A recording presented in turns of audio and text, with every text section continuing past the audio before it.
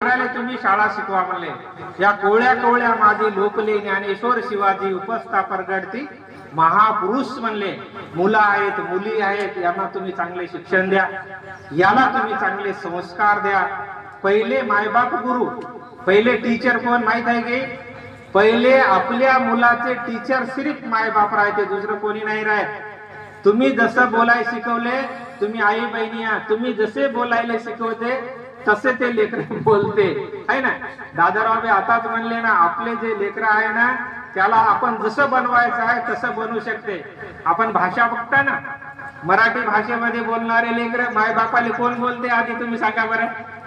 मराठी आपण बोलते ना, आपली भाषा मराठी आहे, मराठी बोलते म्हणून आपले लेकर मराठी बोलते, बरोबर आहे। तेलुगू बोलणाऱ्याचे लेकर तेलुगू बोलते, गोंडी बोलणाऱ्याचे लेकर गोंडी बोलते। मग कोण बोलते आधी? पहिले टीचर कोण आहे? ते मुलाचे पहिले टीचर कोण आहे? माय आणि बाप हे दोघं टीचर आहे पहिले, बरोबर आहे। जसं आपण त्या लेकराला घडवतो तसं ते घडते आहे ना, असं ते घडते। दादाराव आता मी म्हणले ना, मी एका भजनाचं कधी बी उदाहरण देतो।